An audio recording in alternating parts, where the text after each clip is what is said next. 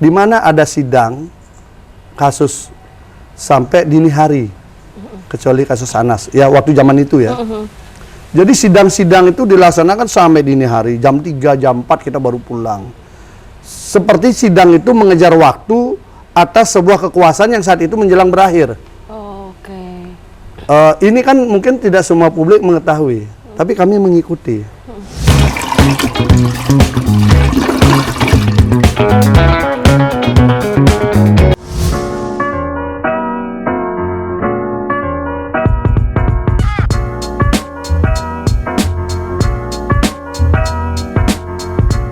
Hai, jumpa lagi di Ngompol Ngomongin Politik JPNN.com. Senang sekali bisa menyapa pemirsa semuanya yang ada di rumah. Kita bisa ngobrol-ngobrol dengan tokoh politik tanah air. Dan kali ini saya sudah ada bersama salah satu tokoh politik tanah air yang merupakan ketua dari Partai Kebangkitan Nusantara, Bapak Gede Pasek Suardika. Iya, apa kabar? Siap.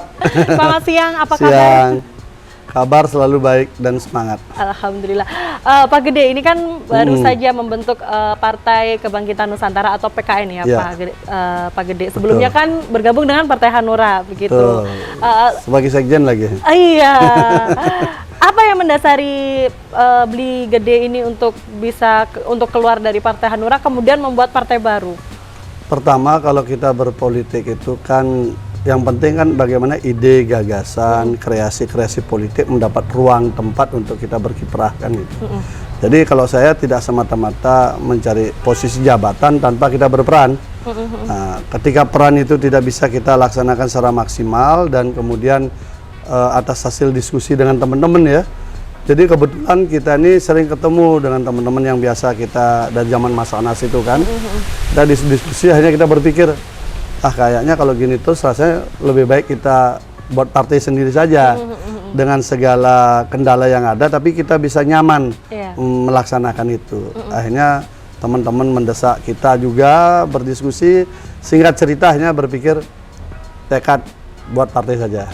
Berarti sebelum memutuskan untuk membuat PKN, apakah memang sudah kurang nyaman di Hanura atau tidak mendapatkan porsi untuk bisa mengekspresikan pemikiran-pemikiran dari Gede? Kalau itu saya sebenarnya sangat dekat sekali dengan teman-teman di daerah ya, dari teman-teman, karena kita pelayanan administrasi apa tuh kan kita lakukan reformasi lah di dalamnya, sehingga daerah sangat senang sekali. Tetapi memang ada perbedaan visi mungkin di tingkat pusat terkait dengan cara berpolitik ke depan. Jadi saya sebagai politisi yang usia mungkin masih relatif muda dibandingkan yang lain, itu sedang berusaha bergerak bagaimana mencari peluang berkreasi secara maksimal. Harus berhadapan dengan mereka yang mengisi waktu luang, kan beda kan? Yang satu bergerak mencari peluang, yang satu mengisi waktu luang. Ada beda paradigma lah. Nah, mungkin akhirnya lebih baik saya mencari yang sama-sama sedang berjuang untuk mencari peluang. Akhirnya ketemulah dengan teman-teman yang kemudian kita buat PKN ini. Dan saya pamitan loh ya. Jadi saya pamitan dengan ketua-ketua DPD, saya rapat Zoom, meeting, saya sampaikan, walaupun saya ditahan jangan pergi dulu dan sebagainya. Mereka memahami lah ya. Agak sedih juga saya karena udah dekat ya.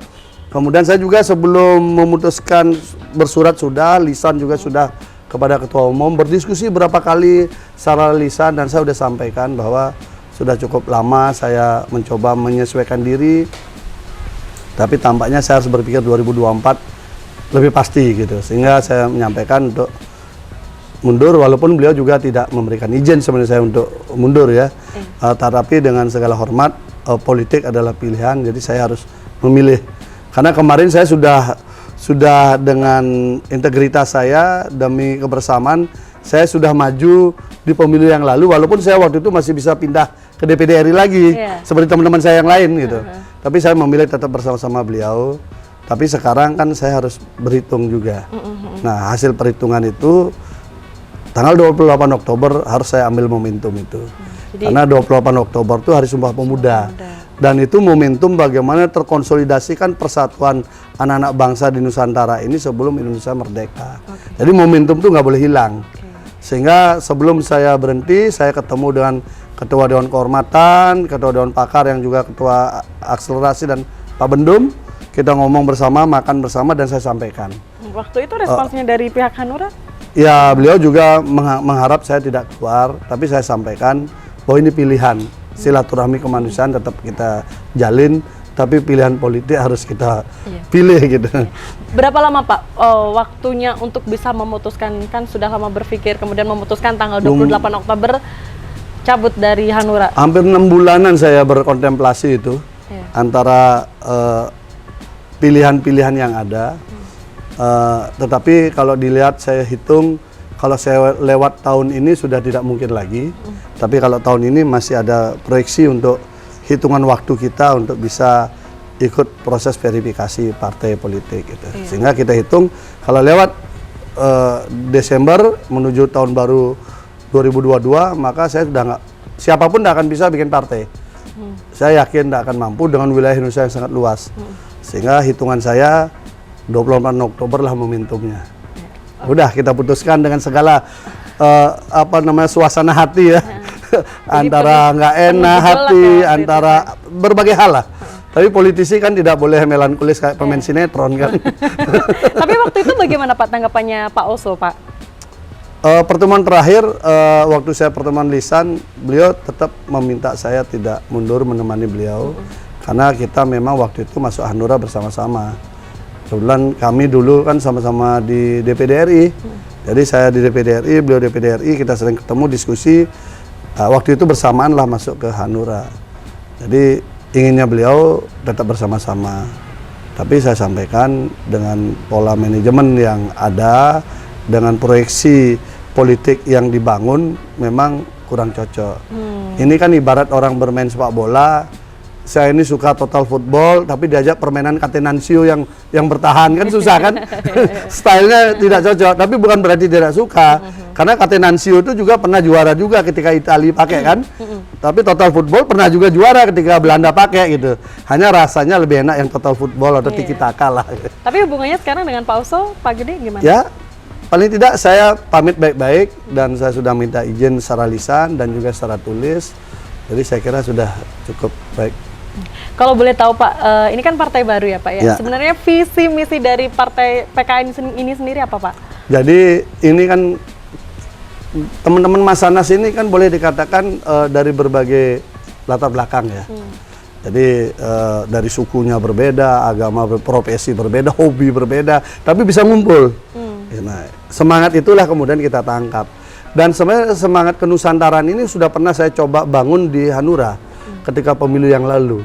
Jadi saya mencoba menawarkan tagline Bangun Nusantara waktu itu, tapi tampaknya visi itu tidak terekam dengan bagus. Akhirnya itu membuat kita ini juga, karena kan kita sudah analisa di partai tengah yang nasionalis ini harus jelas. Nasionalis tengah ini yang mana gitu loh. Nah, karena itu kita bersyukur dengan Partai Kebangkitan Nusantara ini jelas bahwa dia mengambil posisi partai tengah yang kenusantaraan. Jadi keberpihakan dengan apa yang ada di Ibu Pertiwi kita, itu yang diutamakan. Boleh disebutin salah satunya Pak, yang apa yang ada di Ibu Pertiwi kita? Banyak sekali, misalnya ketika ada konflik antara pengusaha besar dengan masyarakat adat, maka harusnya masyarakat adat sebagai pewaris sah itu harus mendapatkan fasilitas yang jauh lebih utama. Bukan orang yang karena melobi orang Jakarta dikasih selembar kertas, merampas tanah orang ratusan tahun yang turun-temurun dikelola oleh masyarakat adat. Nah, ini harus dikembalikan. Otoritasnya harus masyarakat adatnya sejahtera dulu.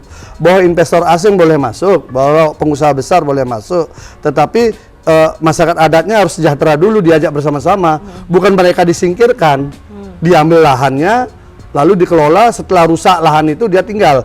Nah, ini bagi kita kurang pas, sehingga partai kami akan mengambil porsi di sana. Belum lagi dengan sistem-sistem religi dan sistem pendidikan kita. Pendidikan kita kali ini boleh dikatakan Indonesia sudah ada kesalahan prinsipil di mana menjauhkan pelajaran sejarah. Coba kita, adik-adik kita sekarang tanya pelajaran sejarah, mereka sangat buta karena dipaksakan di depan itu adalah matematika, fisika, bahasa Inggris, kemudian segala yang sifatnya eksakta. Tapi pelajaran sejarah dia seakan pelajaran yang tidak perlu ada, pelajaran yang harus dibuang. Bagi kami, Justru untuk memperkuat pelajaran matematika, pelajaran fisika, kimia, dan semua eksakta itu, basis awalnya itu pendidikan sejarah. Nah, kalau anak-anak kita mengenal bahwa bagaimana besarnya Nusantara dari abad ke abad, puncak-puncak keunggulan Nusantara ini terjadi, maka mereka akan punya rasa bangga. Rasa bangga ini akan menjadi intangible capital, menjadi kapital modal yang tidak tampak yang bisa memotivasi anak-anak kita untuk bisa berbuat lebih dibandingkan ketika yang dilakukan oleh pendahulu-pendahulunya. Ini yang tidak ada. Jadi rasa bangga itu menjadi gamang. Akhirnya apa yang terjadi? Anak-anak kita mencari rasa bangga ke negara lain. Negara lainlah yang dilihat, bukan kenusantaraan kita dilihat gitu. Nah, kita ambil contoh-contoh. Ketika zaman Kutai Kertanegara misalnya, itu abad keempat. Abad keempat itu boleh dikatakan negara-negara lain belum ada apa-apanya. Kutai itu ada di pedalaman Kalimantan, di Kalimantan Timur. Tapi dia bisa menguasai Asia Tenggara. Abad keempat itu.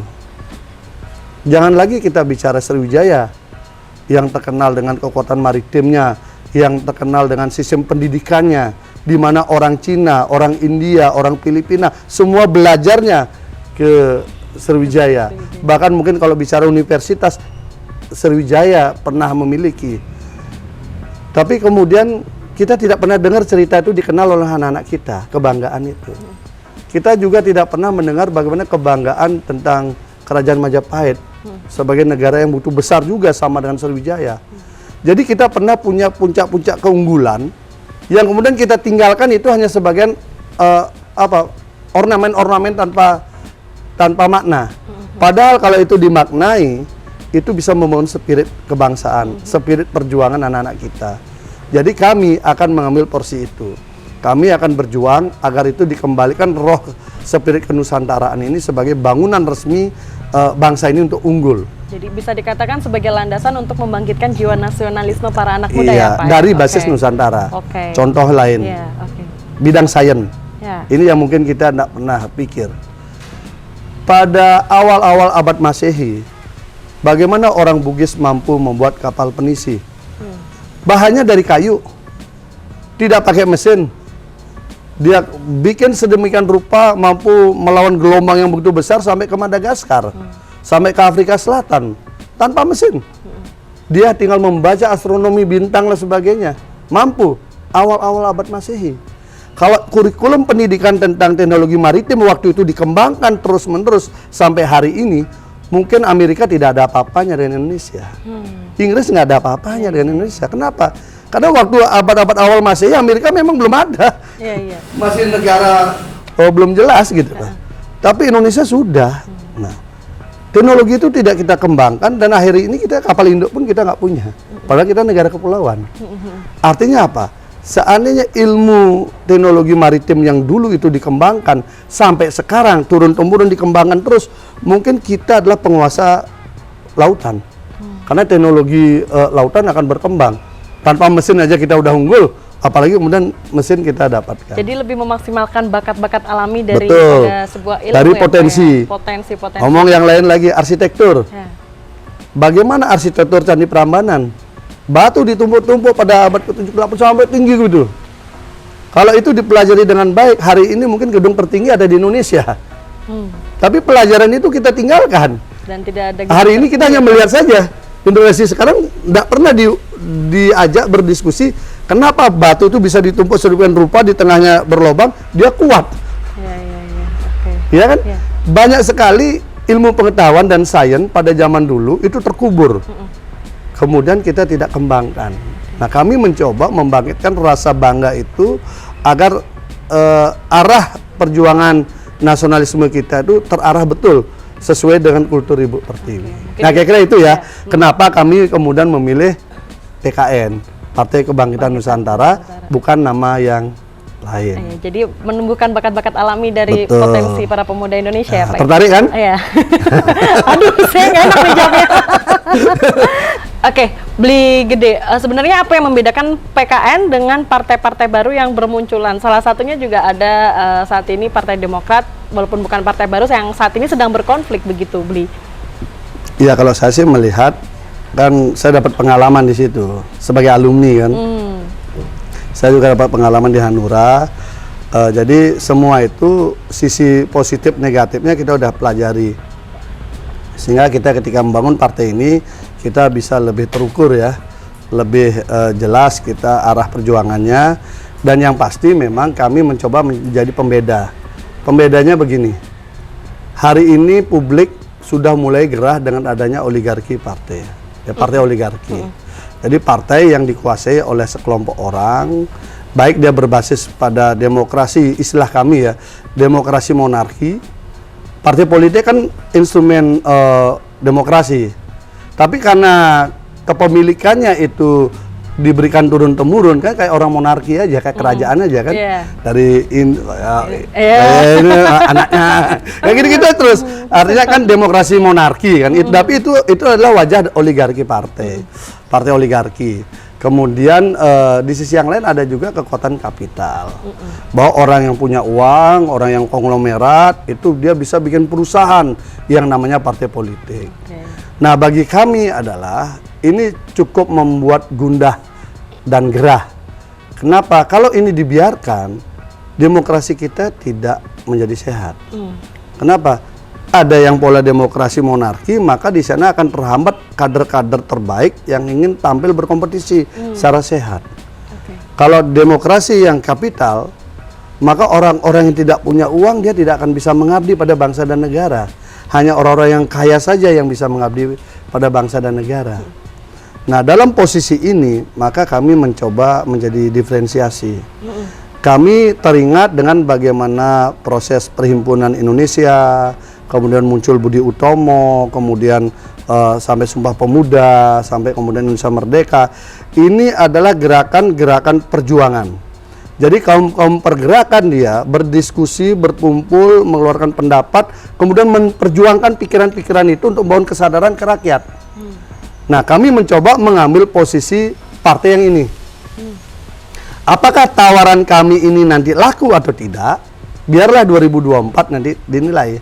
Apakah rakyat masih lebih senang, mayoritas lebih senang dengan demokrasi kapital, di mana partai politik dikuasai oleh pemodal besar, sehingga nanti dengan cukup dibagi-bagi sembako, dibagi amplop, diperbaiki gorong-gorongnya, dikasih aspal, tiba-tiba memilih setelah itu dilupakan, uangnya APBN dipakai bancaan. Atau dia ingin demokrasi monarki, yang mana hanya lulu saja, keluarga lu saja yang boleh berkuasa di situ. Ya, itu kan pilihan rakyat. Maka kami mencoba menawarkan yang ketiga. Kami mencoba dengan budaya diskusi, aksi, dan advokasi. Di mana ruang-ruang pergerakan, kaum pergerakan, dia punya ruang juga berjuang. Kelemahan kami apa? Kami tidak punya tokoh yang bisa turun-temurun diandalkan. Karena kami di sini tidak ada istilahnya punya saham lebih banyak. Ya. Dan kami juga tidak punya kapital untuk bisa membuat atribut banyak, membagikan sesuatu kami nggak punya. Tapi kalau membagikan kesetiaan kami sudah teruji. Kami meninggalkan jabatan, meninggalkan semua bersama berjuang dengan Mas Anas ini, teman-teman semua ini, dia tinggalkan semua. Masyarakat udah bisa menguji kesetiaan kami bagaimana kalau bersahabat, berteman, dan berintegritas.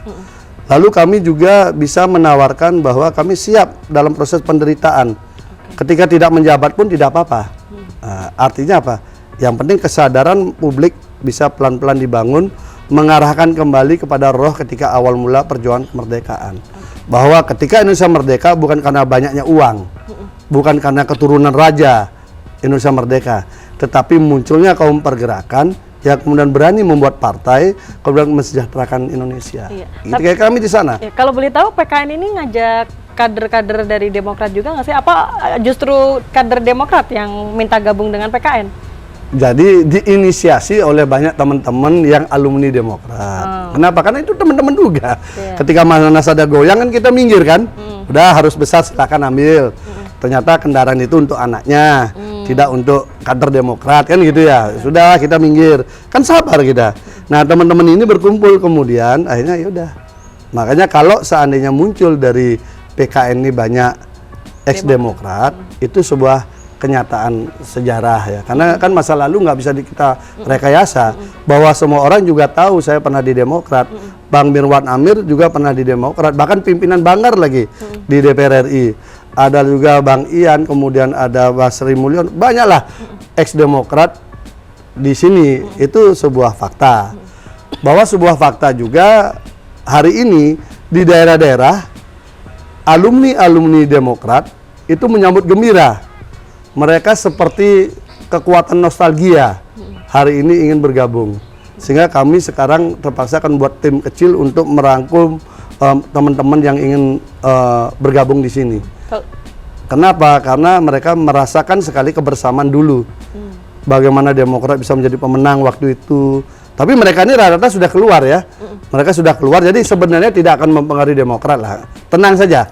Jadi kita nggak usah diganggu. Jadi apa kader-kader yang ada sekarang tidak kita ganggu. Kita hanya mengajak bernostalgia saja. Pejuang-pejuang Demokrat yang masa lalu bergabung dengan. Kalau dari kubu Muldoko mungkin ada yang mau minta bergabung dengan PKN, Pak? Jadi begini, saya tidak masuk ke urusan beliau-beliau berdua. Kami nggak masuk di sana. Karena masing-masing punya pendapat bahwa dari kubu Pak Muldoko begini, kubu Pak AHY begini. Itu biarlah mereka menikmati kompetisi di sana. Kami fokus kepada perjuangan kami. Hanya kebetulan saja alumni sana kan tidak mesti semua alumni ikut-ikutan di situ kan, tidak boleh lah. Ya, okay. Jadi saya tidak akan ikut, tidak akan masuk dan tidak akan mengomentari kisah kasih yang sedang terjadi di antara beliau-beliau itu. Gitu. Baik Bli, dari perjalanan yang cukup panjang ya Bli, hingga akhirnya membentuk sebuah partai baru PKN ini. Bagaimana tanggapan Pak Anas? Jadi kami kan memang rutin ya, sering teman bergiliran itu kalau ada waktu kita ke Bandung diskusi. Jadi sampai juga namanya politisi kan temanya pasti seputar politik juga. Selain juga karena sama-sama hobi bola, kadang kita ngomong soal bola juga kan gitu ya. Tapi ketika belakangan ini memang kita intensif diskusi soal politik lah. Kami ketika membuat partai ini pun kita diskusikan juga dengan beliau. Ya, beliau prinsipnya adalah karena tahu kegerahan kita dan juga kegairahan kita berpolitik. Tentu beliau akhirnya mendoakan dan merestui ya untuk kita melakukan ini. Dan saya pikir doa dan restu dari orang yang teraniaya, yang diperlakukan kriminalisasi secara hukum, sebenarnya kasusnya kasus politik ini pasti manjur. Doa orang-orang teraniaya itu manjur. Sehingga bagi saya doa restu Mas Anas ini adalah hal yang penting. Bagi sebagian orang mengatakan Mas Anas itu koruptor. Karena iya, vonis pengadilan mengatakan begitu. Walaupun di putusan akhir Mahkamah Agung itu semua sudah dipatahkan. Semua sudah dipatahkan. Soal dapat adikarya, semua dipatahkan oleh hakim PK. Tampaknya hakim PK itu tidak berani untuk menghukum, apa istilahnya, membebaskan secara murni. Karena di Indonesia ini kalau dibebaskan secara murni itu pasti tidaklah hakim itu pasti dibully lah. Walaupun faktanya tidak begitu. Akhirnya dikenakanlah pasal menerima hadiah dan janji. Janji ini kan susah juga. Itulah hukuman yang didapatkan sekarang. Nah, bagi kami adalah apapun namanya, karena kami tahu sidangnya, kami hadir sampai dini hari, dan saya kira publik bisa mengetahui persis di mana ada sidang kasus sampai dini hari, kecuali kasus Anas ya waktu zaman itu ya. Jadi sidang-sidang itu dilaksanakan sampai dini hari, jam 3, jam 4 kita baru pulang. Seperti sidang itu mengejar waktu atas sebuah kekuasaan yang saat itu menjelang berakhir. Ini kan mungkin tidak semua publik mengetahui, tapi kami mengikuti. Dari dulu kasusnya kasus Harrier beliau berkembang, kemudian dibuat seprindik dan lain-lain. Bagaimana kasusnya itu proyek lain-lain gitu. Itu banyak sekali hal. Tapi waktu itu kan beliau sudah kadang divonis lebih dulu di media massa, sudah divonis lebih dulu, dihakimi lebih dulu di luar sebelum vonis pengadilan. Nah, kami melihat Mas Anas ini tidak boleh mati secara politik. Oke. Jadi kalau istilah saya itu, ini sang putra Fajar Nusantara yang hari ini sedang tirakat ya di Sukamiskin akibat istilahnya mungkin kalau kayak di kisah Mahabharata mungkin ada kalanya itu Pandawa dibuang 13 tahun ya, 12 tahun, setahun adaptasi membangun Indraprasta, jadi dibuang, tapi haknya dia kan terhadap Astina kan tetap dia yang berhak. Direkayasa oleh Sengkuni begitu dahsyat, dia harus keluar. Nah, bagi kami melihat Anas mirip-mirip seperti itu. Saatnya kita harus siapkan ke depan, masa depan beliau agar bisa mewarnai dinamika politik nasional. Ada kalanya dulu yang mengkriminalisasi Anas itu saat itu sedang di puncaknya. Ibarat matahari, dia sedang di jam 12 siangnya, sedang kuat-kuatnya sinarnya. Tapi kan tidak mungkin bertahan oleh usia, tidak mungkin bertahan oleh sesuatu. Semesta dia bekerja. Dan ini sudah mulai menuju maghrib. Nah, Mas Anas ini sudah mulai dini hari, menuju matahari terbit. Berotasi, Nah, kami harus siapkan matahari terbit ini. Nah, kira-kira begitulah. Sementara ada yang mau tenggelam, ada yang mau terbit. Sehingga apa? Dunia ini berjalan dengan baik. Dunia politik ya maksudnya ya. Jadi ada kemungkinan Pak Anas mungkin bisa bergabung dengan PKN dong Pak setelah keluar dari penjara. Sementara yang kami perlukan doa restunya dulu. Karena beliau masih ada di dalam. Setelah doa restunya, kami merasakan sekali semua dilancarkan proses kami ya. Dan daerah juga bergairah sekali. Sehingga kami yakini pada saatnya nanti ketika Mas Anas sudah keluar, beliau pasti akan tahu apa yang harus dilakukan. Tapi yang pasti kami akan bangun partai ini sebaik-baiknya untuk bisa menjadi alternatif dari yang sudah ada. Saat ini kalau boleh tahu berapa Pak anggota PKN di seluruh Indonesia? Kita kan baru tanggal 28 Oktober kan? Bayangan nih, 28 Oktober kita baru bilang tahak gitu ya. Sekarang baru berapa hari? Belum ada seminggu. Sudah punya tapi kader, kami berani yakinkan Desember tuh konsolidasi infrastruktur kami, politik kami udah selesai. Karena teknologi kami dimudahkan oleh teknologi. WA, FB, inbox kami, Instagram, semua tuh banyak masuk dan kemudian semua sudah menyetorkan nomor WA, nomor ini dan kami tinggal kumpulkan dengan teman-teman langsung dikomunikasikan. Dan sebagian besar tuh memang sudah kenal sebelumnya. Kan banyak teman alumni. Biasanya kalau reuni alumni itu kuat loh nostalgianya. Nah, kami kumpulkan itu udah langsung 34 provinsi udah langsung selesai. Kalau di secara terperinci ada berapa orang Pak kadernya? Ini kan tumbuh terus. Kita tentu belum bisa karena sebentar lagi kita akan launching aplikasi. Jadi dengan pola aplikasi ini nanti teman-teman bisa langsung dia mendaftarkan diri langsung punya EKTA. Nah, ini teman-teman ini kan gotong royong nih. Yang lagi kerja ini lembur juga dia bikin sistem itu kan. Karena semua serba cepat. Tugas saya menata ini semua. Sejak dibentuk PKN ini sudah ada tawaran dari partai lain untuk berkoalisi mungkin? Kami lebih fokus pada ini. Kalau diskusi kan itu teman-teman juga semua. Tapi kami lebih fokus sekarang menyelesaikan infrastruktur, fokus menyiapkan bagaimana bisa mengikuti verifikasi. Karena perkiraan kami tahap persiapan pendaftaran partai politik itu yang awalnya bulan April mungkin akan berlangsung antara Mei dengan Juni.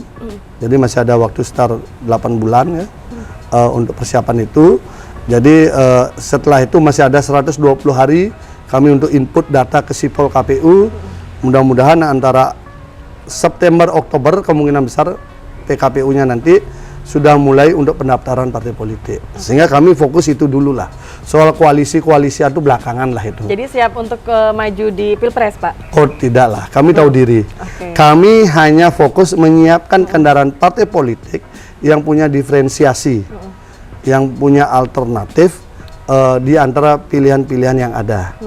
Ibarat kita masuk restoran Padang, semua sudah ada, kami tambahin ayam popnya lah. Nah, siapa tahu ada yang suka ayam pop kan, udah dinikmati lah gitu kan. Jadi kami tidak mengganggu yang lain lah. Tapi kalau misalkan kira-kira sudah terbentuk semuanya, sudah siap untuk maju di Pilpres begitu, kira-kira siapa Pak kadernya kalau boleh tahu? Nanti kita akan ini kan, kita pasti diskusikan. Yang pasti kami tidak berpikir soal Pilpres. Kami hanya berpikir partai ini lolos verifikasi, bisa ikut pemilu, kemudian bisa menjadi tempat perjuangan teman-teman untuk menjadi caleg, kemudian dia bisa maksimal berhasil, itu sudah cukup. Karena jangan berpikir partai terlalu pendek. Banyak orang berpikir partai itu terlalu pendek. Artinya begini, hari ini dia tanam, hari ini dia tunggu sebentar minta sudah langsung panen. Maka kami tidak. Kami ingin tanam, kami pastikan akarnya tumbuh dengan baik, kami pupuk dengan baik, kami sirami dengan baik, kami sayangi agar tumbuh kembangnya bagus. Sehingga apa? Setiap pemilu dia akan panen. Nah, kenapa ada partai muncul tenggelam? Karena mimpinya terlalu pendek. Hari ini bikin partai, hari ini ingin jadi penguasa di republik ini, begitu gagal partainya langsung mati. Nah, kami tidak mau begitu. Kami siapkan tim, kami siapkan nama kesebelasannya, klubnya dibangun. Hari ini saya jadi kapten kesebelasan, tapi yang bekerja semua. Semua jadi pemain bola. Jadi sudah siap strategi untuk melawan parpol lain ya Pak ya? Ya kebetulan kami orang pergerakan senang strategi, jadi kita nikmati permainan itu. Boleh dibocorin dikit Pak strateginya? Sesuatu yang bocor itu nggak bagus. Karena kalau bocor itu nggak bagus, barang bocor itu nggak bagus, itu harus tempel lagi. Nanti kita off record aja ya Pak ya? Nanti saya kasih off the record, apalagi kalau mau kader, pasti kita berikan nanti strateginya. Waduh, diajak ditawarin masuk ke PKN ini Pak. Oke, Bli, kalau boleh tahu, kenapa Bli Gede Pasek mau menjadi Ketua Umum PKN? Atas nama kebersamaan, menjadi sesuatu dan kemudian saya dicopot jabatan, itu dua-duanya karena kebersamaan. Dulu saya pernah menjadi ketua Komisi 3. Saat itu salah satu petinggi partai yang juga seorang menteri memanggil saya, "Pasek, kamu pilih AU atau SBY? Karena ini mau perang." Enggak, saya nggak mau pilih. SBY guru saya, AU sahabat saya. Hari ini AU ada masalah. Kebetulan saya ketua Komisi 3 bidang hukum. Wajar dong saya temani. Nah, ini akan perang. Kamu harus pilih. Nggak, saya nggak mau milih. Kamu ini keras kepala. Kalau kamu nggak mau milih, jabatanmu dicopot. Sementara orang pada pingin jadi ketua komisi kan.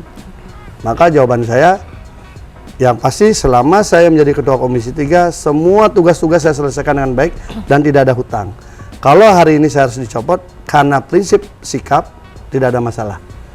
Akhirnya, seminggu 2 minggu kemudian muncullah berita saya dicopot. Jadi saya sudah tahu mau dicopot sebagai ketua Komisi 3. Jadi dicopot dari jabatan karena sebuah perjuangan, ataupun diberikan amanah untuk berjuang, bagi saya sama saja.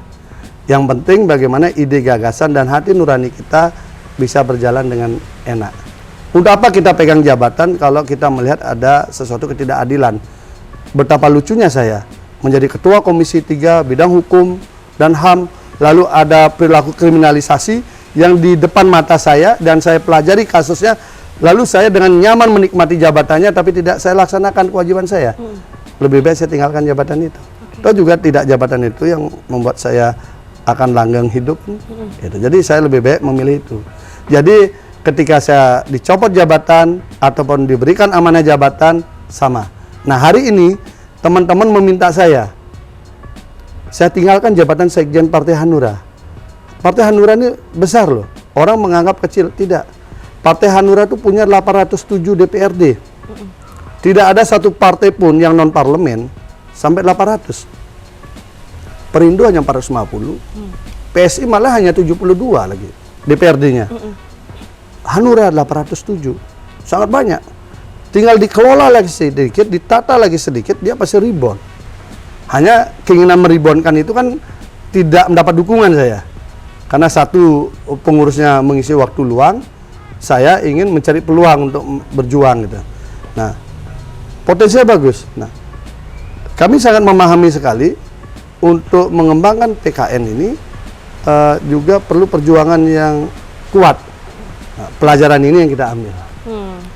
Gitu. Jadi memang sudah siap dari awal ya Pak ya, tak masalah tentu. untuk dicopot menjadi dari Komisi 3 maupun diberikan amanah, bagi saya jabatan itu sama. Yang penting apa yang kita lakukan. Karena begini, prinsip orang politik, satu, dia tidak pernah mati dan tidak bisa dimatikan oleh apapun. Itu orang politik. Makanya kalau ingin awet muda ikut jadi orang politik. Mahathir Muhammad tuh 90 tahun usianya loh. Oke. Artinya apa? Politik itu, orang politik tidak bisa dia dimatikan. Kalau politisi sejati ya. Yang kedua, bahwa di dalam hidup ini, manusia ini harus berprinsip. Dia harus tetap hidup walaupun nanti sudah mati. Artinya apa? Ada banyak tapak-tapak sejarah yang dia lakukan, yang merupakan value, nilai-nilai kehidupan, nilai-nilai yang bermanfaat bagi masyarakat, sehingga walaupun orang itu sudah meninggal, tetap dikenang. Dikenang karena pikirannya, dikenang karena ajarannya, dikenang karena perbuatannya. Itulah yang harus kita lakukan sebanyak mungkin. Sehingga kalau hari ini kami diamanatkan untuk membuat PKN, hari ini mungkin saya bagian babat alasnya. Mungkin nanti ketika jatuh tempo panen rayanya itu sudah orang lain. Kita nggak boleh marah.